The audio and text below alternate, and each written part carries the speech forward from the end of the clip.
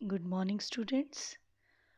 ਅੱਜ ਅਸੀਂ ਕੁਰੂੰਬਲਾ ਭਾਗ 5 ਵਿੱਚੋਂ ਪਾਠ ਨੰਬਰ 17 ਕਹਾਣੀ ਅਸਲ ਗੱਲ ਦੇ ਉੱਤੇ ਵਿਚਾਰ ਚਰਚਾ ਕਰਾਂਗੇ।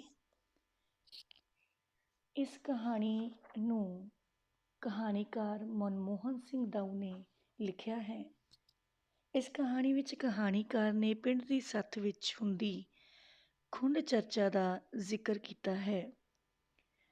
ਇਸ ਚਰਚਾ ਵਿੱਚ ਕੋਈ ਕਿਸੇ ਨੂੰ ਵੱਡਾ ਕਹਿੰਦਾ ਹੈ ਤੇ ਕੋਈ ਕਿਸੇ ਨੂੰ ਛੋਟਾ, ਪਰ ਹਰ ਕੰਮ ਪਿੱਛੇ ਮਿਹਨਤ ਦੀ ਹੀ ਲੋੜ ਹੈ। ਇਹੀ ਇਸ ਖੁੰਡ ਚਰਚਾ ਦਾ ਸਿੱਟਾ ਸੀ, ਇਹੀ ਅਸਲ ਗੱਲ ਸੀ। ਸੋ ਆਓ ਕਹਾਣੀ ਸ਼ੁਰੂ ਕਰਦੇ ਹਾਂ। ਇੱਕ ਵਾਰ ਦੀ ਗੱਲ ਹੈ, ਪਿੰਡ ਦੀ ਸੱਥ ਵਿੱਚ ਕੁਝ ਲੋਕ ਬੈਠੇ ਸਨ। ਆਥਣ ਵੇਲਾ ਸੀ। ਆਥਣ ਵੇਲਾ ਮਤਲਬ ਸ਼ਾਮ ਦਾ ਸਮਾਂ। ਮੱਠੀ ਮੱਠੀ ਸਰਦੀ ਦਾ ਮੌਸਮ ਸੀ। ਹਰ ਰੋਜ਼ ਵਾਂਗ ਸੱਥ 'ਚ ਜੁੜੇ ਲੋਕ ਗੱਲਾਂ ਕਰਨ ਦਾ ਸੁਆਦ ਲੈ ਰਹੇ ਸਨ। ਅੱਜ ਦੀ ਜੁੰਡਲੀ ਵਿੱਚ ਬੁੱਢੇ, ਅਧਖੜ ਤੇ ਨੌਜਵਾਨ। ਬੁੱਢੇ ਅਧਖੜ ਮਤਲਬ ਵਿਚਕਾਰਲੀ ਉਮਰ ਵਾਲੇ, 40 ਤੋਂ 50 ਸਾਲ ਹੋ ਸਕਦੇ ਹਨ, ਅਤੇ ਨੌਜਵਾਨ ਸ਼ਾਮਲ ਸਨ। ਗੱਲਾਂ 'ਚੋਂ ਗੱਲ ਤੁਰਦੀ ਤੁਰਦੀ ਇਸ ਨੁਕਤੇ 'ਤੇ ਆ ਗਈ ਕਿ ਸ੍ਰਿਸ਼ਟੀ ਦਾ ਕੰਮ ਕਿਵੇਂ ਚੱਲਦਾ ਹੈ। ਸ੍ਰਿਸ਼ਟੀ ਮਤਲਬ ਇਸ ਦੁਨੀਆ ਦਾ ਕੰਮ ਕਿਸ ਤਰ੍ਹਾਂ ਚੱਲਦਾ ਹੈ। ਐਡੇ ਵੱਡੇ ਸੰਸਾਰ ਵਿੱਚ ਕਿੰਨੇ ਲੋਕ ਰਹਿੰਦੇ ਹਨ। ਲੋਕਾਂ ਦੀਆਂ ਲੋੜਾਂ ਕਿਵੇਂ ਪੂਰੀਆਂ ਹੁੰਦੀਆਂ ਹਨ। ਸਭ ਤੋਂ ਵੱਡੀ ਦੇਣ ਕਿਸ ਦੀ ਹੈ। ਕਿਸ ਦੇ ਸਹਾਰੇ ਸੰਸਾਰ ਦਾ ਨਿਰਬਾਹ ਹੁੰਦਾ ਹੈ। ਮਤਲਬ ਗੁਜ਼ਾਰਾ। ਨਿਰਬਾਹ ਦਾ ਅਰਥ ਹੈ ਗੁਜ਼ਾਰਾ। ਕਿਸ ਦੇ ਸਹਾਰੇ ਸੰਸਾਰ ਦਾ ਨਿਰਬਾਹ ਹੁੰਦਾ ਹੈ। ਸੱਥ 'ਚ ਬੈਠਾ ਇੱਕ ਕਿਸਾਨ ਅੱਗੋਂ ਬੋਲਿਆ, ਲਓ ਬਈ, ਗੱਲ ਤਾਂ ਸਾਰੀ 2 ਰੋਟੀਆਂ ਦੀ ਹੀ ਹੈ। ਪੇਟ ਨਾ ਪਈਆਂ ਰੋਟੀਆਂ, ਸਭੇ ਗੱਲਾਂ ਖੋਟੀਆਂ। ਸਭ ਤੋਂ ਪਹਿਲੀ ਲੋੜ ਤਾਂ ਬੰਦੇ ਦੀ ਰੋਟੀ ਦੀ ਹੈ। ਜੀਵ ਜੰਤੂ, ਪੰਛੀ, ਜਾਨਵਰ ਤੇ ਹੋਰ ਜੀਵਾਂ ਦਾ ਮਸਲਾ ਵੀ ਪੇਟ ਭਰਨ ਨਾਲ ਹੈ। ਕਿਸਾਨ ਭੂਮੀ ਤਿਆਰ ਕਰਦਾ ਹੈ, ਬੀਜ ਬੀਜਦਾ ਹੈ, ਫਸਲਾਂ ਪਾਲਦਾ ਹੈ, ਗਰਮੀ ਸਰਦੀ 'ਚ ਮਿਹਨਤ ਕਰਦਾ ਹੈ, ਤਦ ਜਾ ਕੇ ਅਨਾਜ ਪ੍ਰਾਪਤ ਹੁੰਦਾ ਹੈ। ਕਿਸਾਨ ਅੰਨਦਾਤਾ ਜੋ ਹੋਇਆ। ਖੇਤੀ ਸਦਕਾ ਹੀ ਸਬਜ਼ੀਆਂ ਤੇ ਫਲ ਪ੍ਰਾਪਤ ਹੁੰਦੇ ਹਨ। ਤੁਸੀਂ ਆਪ ਹੀ ਸੋਚੋ ਕਿ ਕਿਸਾਨਾਂ ਬਿਨਾਂ ਗੁਜ਼ਾਰਾ ਕਿਵੇਂ ਹੋ ਸਕਦਾ ਹੈ। ਉਸ ਦੀ ਦੇਣ ਸਭ ਤੋਂ ਵੱਡੀ ਦੇਣ ਹੈ। ਸੋ ਸਵਾਲ ਇਹੀ ਸੀ ਨਾ ਸ਼ੁਰੂ ਵਿੱਚ ਕਿ ਸਭ ਤੋਂ ਵੱਡੀ ਦੇਣ ਕਿਸ ਦੀ ਹੈ। ਸੋ ਸੱਥ 'ਚ ਬੈਠੇ ਲੋਕ ਉਸ ਦੀ ਗੱਲ ਨੂੰ ਧਿਆਨ ਨਾਲ ਸੁਣਦੇ ਰਹੇ। ਕਈ ਸੋਚਣ ਲੱਗੇ ਕਿ ਗੱਲ ਤਾਂ ਕਿਸਾਨ ਦੀ ਠੀਕ ਹੈ। ਸੱਥ ਵਿੱਚ ਇੱਕ ਮਿਸਤਰੀ ਵੀ ਬੈਠਾ ਸੀ। ਕਿਸਾਨ ਦੀ ਗੱਲ ਸੁਣ ਕੇ ਉਹ ਕਹਿਣ ਲੱਗਾ ਕਿ ਗੱਲ ਇਕੱਲੀ ਰੋਟੀ ਦੀ ਹੀ ਨਹੀਂ, ਬੰਦੇ ਨੂੰ ਜਿਉਣ ਲਈ ਹੋਰ ਵੀ ਕਿੰਨੀਆਂ ਹੀ ਵਸਤਾਂ ਦੀ ਲੋੜ ਪੈਂਦੀ ਹੈ। ਘਰ 'ਚ ਪਿਆ ਸਮਾਨ ਹੀ ਵੇਖ ਲਓ ਕਿ ਬੰਦੇ ਦਾ ਉਹਨਾਂ ਵਸਤਾਂ ਬਿਨਾਂ ਗੁਜ਼ਾਰਾ ਹੋ ਸਕਦਾ ਹੈ। ਘਰ 'ਚ ਸੂਈ ਤੋਂ ਲੈ ਕੇ ਵੱਡੀਆਂ ਚੀਜ਼ਾਂ ਦੀ ਲੋੜ ਪੈਂਦੀ ਹੈ।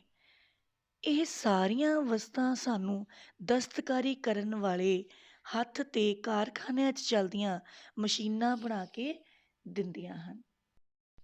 ਉਹਨਾਂ ਮਸ਼ੀਨਾਂ ਨੂੰ ਬਣਾਉਣ ਵਾਲੇ ਇੰਜੀਨੀਅਰਾਂ ਤੇ ਚਲਾਉਣ ਵਾਲੇ ਮਕੈਨਿਕਾਂ ਤੇ ਕਾਮਿਆਂ ਤੋਂ ਬਿਨਾਂ ਕਿਵੇਂ ਗੁਜ਼ਾਰਾ ਹੋ ਸਕਦਾ ਹੈ। ਕਾਮਿਆਂ ਮਤਲਬ ਕੰਮ ਕਰਨ ਵਾਲੇ। ਫੈਕਟਰੀਆਂ ਅਤੇ ਕਾਰਖਾਨਿਆਂ 'ਚ ਨਿੱਕੀ ਤੋਂ ਨਿੱਕੀ ਵਸਤੂ ਤੋਂ ਲੈ ਕੇ ਵੱਡੇ ਤੋਂ ਵੱਡੇ ਸਮੁੰਦਰੀ ਜਹਾਜ਼ ਤੱਕ ਬਣਦੇ ਹਨ। ਤਨ ਢੱਕਣ ਲਈ ਕੱਪੜਾ, ਤਨ ਮਤਲਬ ਸਾਡੀ ਬਾਡੀ, ਸਾਡੇ ਸਰੀਰ ਨੂੰ ਢੱਕਣ ਲਈ ਕੱਪੜਾ, ਘਰ ਦਾ ਸਮਾਨ, ਦਵਾਈਆਂ ਤੇ ਹੋਰ ਲੋੜ ਪੈਣ ਵਾਲੀਆਂ ਵਸਤਾਂ ਸਭ ਮਸ਼ੀਨਾਂ ਹੀ ਉਤਪਾਦਿਤ ਕਰਦੀਆਂ ਹਨ। ਸਭ ਤੋਂ ਵੱਡੀ ਦੇਣ ਅੱਜ ਦੇ ਯੁੱਗ ਵਿੱਚ ਮਸ਼ੀਨਾਂ ਦੀ ਹੈ। ਉਹਨਾਂ ਦੇ ਚੱਲਣ ਨਾਲ ਹੀ ਸਾਡੇ ਜੀਵਨ ਦੀ ਤੋਰ ਤੁਰਦੀ ਹੈ। ਹਾਂ ਬਈ, ਗੱਲ ਤਾਂ ਕਰਮ ਸਿਉ ਮਿਸਤਰੀ ਦੀ ਠੀਕ ਹੈ, ਵਿੱਚੋਂ ਇੱਕ ਜਣਾ ਬੋਲਿਆ।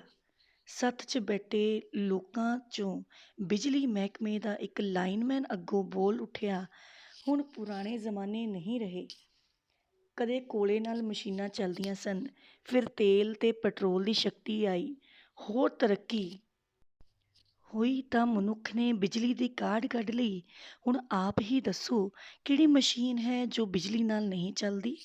ਦੁੱਧ ਰਿੜਕਣ ਵਾਲੀ ਮਸ਼ੀਨ, ਕੱਪੜੇ ਧੋਣ ਵਾਲੀ ਮਸ਼ੀਨ, ਘਰ 'ਚ ਚੀਜ਼ਾਂ ਠੰਡੀਆਂ ਰੱਖਣ ਵਾਲੀ ਫਰਿੱਜ ਅਤੇ ਕਿੰਨੀਆਂ ਹੀ ਹੋਰ ਚੀਜ਼ਾਂ। ਇਸ ਤੋਂ ਵੀ ਅੱਗੇ ਇਲੈਕਟ੍ਰੋਨਿਕ ਸ਼ਕਤੀ ਪ੍ਰਦਾਨ ਹੁੰਦੀ ਜਾ ਰਹੀ ਹੈ। ਹੁਣ ਤਾਂ ਬਿਜਲੀ ਹੀ ਸਭ ਤੋਂ ਵੱਡੀ ਸ਼ਕਤੀ ਹੈ। ਵਾਰੇ-ਵਾਰੇ ਜਾਈਏ ਸਾਇੰਸਦਾਨਾਂ ਤੋਂ, ਸੈਟੇਲਾਈਟ ਦੀ ਕਰਾਮਾਤ ਨਾਲ ਤਾਂ ਹੁਣ ਤੁਸੀਂ ਘਰ ਬੈਠੇ ਹੀ ਸੰਸਾਰ ਨਾਲ ਸੰਪਰਕ ਜੋੜ ਸਕਦੇ ਹੋ। ਕੀ ਧਰਤੀ, ਕੀ ਪਤਾਲ ਤੇ ਕੀ ਆਕਾਸ਼, ਸਭ ਇਸ ਦੀ ਪਕੜ ਵਿੱਚ ਹਨ। ਹੁਣ ਸੱਥ ਵਿੱਚ ਇੱਕ ਬਿਰਧ ਸਿਆਣਾ ਵੀ ਬੈਠਾ ਸੀ। ਉਸਨੇ ਤਿੰਨਾਂ ਦੀਆਂ ਗੱਲਾਂ ਨੂੰ ਬੜੇ ਧਿਆਨ ਨਾਲ ਸੁਣਿਆ। ਹਰ ਇੱਕ ਨੇ ਆਪਣੀ ਆਪਣੀ ਗੱਲ ਰੱਖੀ। ਅੱਗੋਂ ਇੱਕ ਜਣਾ ਕਹਿਣ ਲੱਗਾ, ਬਜ਼ੁਰਗੋ, ਤੁਸੀਂ ਵੀ ਦੱਸੋ ਕਿ ਤਿੰਨਾਂ 'ਚੋਂ ਕਿਸ ਦੀ ਗੱਲ ਠੀਕ ਹੈ। ਬਜ਼ੁਰਗ ਸੋਚ ਸੋਚ ਕੇ ਕਹਿਣ ਲੱਗਾ, ਦੇਖੋ ਭਈ, ਇਹਨਾਂ ਤਿੰਨਾਂ ਦੀਆਂ ਹੀ ਗੱਲਾਂ ਠੀਕ ਹਨ। ਰੋਟੀ ਬਿਨਾਂ ਗੁਜ਼ਾਰਾ ਨਹੀਂ ਹੋ ਸਕਦਾ। ਮਸ਼ੀਨਾਂ ਨੇ ਬੰਦੇ ਦੇ ਜੀਵਨ ਨੂੰ ਸੌਖਾ ਬਣਾ ਦਿੱਤਾ ਹੈ। ਬਿਜਲੀ ਬਿਨਾਂ ਹੁਣ ਗੁਜ਼ਾਰਾ ਹੀ ਮੁਸ਼ਕਿਲ ਹੋ ਗਿਆ ਹੈ। ਇਹ ਤਾਂ ਚੱਲਣ ਦੀ ਸ਼ਕਤੀ ਹੈ। ਪਰ ਵੇਖਣ ਵਾਲੀ ਗੱਲ ਹੈ ਕਿ ਇਹਨਾਂ ਤਿੰਨਾਂ ਦੀਆਂ ਗੱਲਾਂ ਪਿੱਛੇ ਮਨੁੱਖ ਦੇ ਕੰਮ ਕਰਨ ਦੀ ਭਾਵਨਾ ਲੁਕੀ ਹੋਈ ਹੈ। ਮਿਹਨਤ ਬਿਨਾਂ ਕੁਝ ਵੀ ਨਹੀਂ ਹੋ ਸਕਦਾ। ਨਾ ਖੇਤ ਵਿੱਚ ਫਸਲ, ਨਾ ਮਸ਼ੀਨਾਂ ਰਾਹੀਂ ਕੋਈ ਚੀਜ਼ ਬਣ ਸਕਦੀ ਹੈ ਅਤੇ ਨਾ ਹੀ ਬਿਜਲੀ ਪੈਦਾ ਹੋ ਸਕਦੀ ਹੈ। ਮਨੁੱਖ ਦੀ ਚੇਤਨਾ ਨੇ ਹੀ ਸਭ ਕੁਝ ਸਿਰਜਿਆ ਹੈ। ਮਨੁੱਖ ਦੀ ਚੇਤਨਾ ਨੇ ਹੀ, ਮਨੁੱਖ ਦੀ ਜਾਗਰੂਕਤਾ ਨੇ ਹੀ, ਉਸਦੀ ਸੋਝੀ ਨੇ ਹੀ ਸਭ ਕੁਝ ਸਿਰਜਿਆ ਹੈ। ਬਜ਼ੁਰਗ ਦੀਆਂ ਗੱਲਾਂ ਨੂੰ ਸਭ ਚੁਕੰਨੇ ਹੋ ਕੇ ਸੁਣਦੇ ਰਹੇ। ਬਜ਼ੁਰਗ ਨੇ ਆਪਣੀ ਗੱਲ ਤੋਰੀ ਰੱਖੀ। ਅਸਲ ਗੱਲ ਹੈ ਮਨੁੱਖ ਦੀ ਸੋਚਣ ਸ਼ਕਤੀ, ਲਗਨ, ਰੁਚੀ ਤੇ ਸਫਲਤਾ ਪ੍ਰਾਪਤ ਕਰਨ ਲਈ ਮਿਹਨਤ ਦਾ ਸ਼ੌਂਕ। ਸੱਚ ਜਾਣਿਓ, ਸ੍ਰਿਸ਼ਟੀ ਦੀ ਗਤੀ ਦਾ ਭੇਦ ਹੀ ਇਸ ਵਿੱਚ ਲੁਕਿਆ ਹੋਇਆ ਹੈ। ਆਦਿ ਕਾਲ ਤੋਂ ਮਨੁੱਖ ਇਸੇ ਜਿਉਣ ਦੀ ਲੋਚਾ ਸਦਕਾ ਅੱਗੇ ਅੱਗੇ ਪੁਲਾਂਘਾਂ ਪੁੱਟਦਾ ਜਾ ਰਿਹਾ ਹੈ। ਜਿਉਣ ਦੀ ਲੋਚਾ ਸਦਕਾ ਦਾ ਅਰਥ ਹੈ ਕਿ ਜਿਉਣ ਦੀ ਇੱਛਾ ਸਦਕਾ, ਠੀਕ ਹੈ, ਅੱਗੇ ਅੱਗੇ ਪੁਲਾਂਘਾਂ ਪੁੱਟਦਾ ਜਾ ਰਿਹਾ, ਅੱਗੇ ਅੱਗੇ ਵੱਲ ਵੱਧਦਾ ਜਾ ਰਿਹਾ ਹੈ। ਸੱਥ ਵਿੱਚ ਬੈਠੇ ਲੋਕ ਬਜ਼ੁਰਗ ਦੀ ਸਿਆਣਪ ਨਾਲ ਸਹਿਮਤ ਸਨ। ਸਹਿਮਤ ਮਤਲਬ ਐਗਰੀ, ਉਹਦੇ ਨਾਲ ਬਿਲਕੁਲ ਸਹਿਮਤ ਸਨ। ਹਾਂ ਹਾਂ, ਠੀਕ ਹੈ। ਅਸਲ ਗੱਲ ਤਾਂ ਮਨੁੱਖ ਦੀ ਮਿਹਨਤ ਦਾ ਹੀ ਫਲ ਹੈ। ਇੱਕ ਬੰਦੇ ਨੇ ਬਹਿਸ ਦਾ ਸਿੱਟਾ ਕੱਢਦਿਆਂ ਕਿਹਾ। ਉਸ ਦੀ ਗੱਲ ਸੁਣ ਕੇ ਸੱਥ ਜਿਵੇਂ ਜਗਮਗਾ ਉੱਠੀ। ਸੋ ਬੱਚਿਓ, ਇਹ ਸਾਰੀ ਗੱਲ ਦਾ, ਸਾਰੀ ਬਹਿਸ ਦਾ ਨਤੀਜਾ ਕੀ ਨਿਕਲਿਆ ਕਿ ਮਿਹਨਤ ਬਗੈਰ ਕੋਈ ਕੰਮ ਨਹੀਂ ਹੋ ਸਕਦਾ। ਸੋ ਬੱਚਿਓ, ਅੱਗੇ ਅਸੀਂ ਸ਼ਬਦ ਅਰਥ ਪੜਾਂਗੇ। ਆਥਣ ਵੇਲਾ, ਸ਼ਾਮ ਦਾ ਵੇਲਾ। ਮੱਠੀ ਮੱਠੀ, ਹਲਕੀ ਹਲਕੀ। ਜੁੰਡਲੀ, ਮਹਿਫਿਲ। ਨਿਰਬਾਹ, ਗੁਜ਼ਾਰਾ। ਮਿਸਤਰੀ, ਕਿਸੇ ਕੰਮ ਵਿੱਚ ਮਾਹਰ ਬੰਦਾ।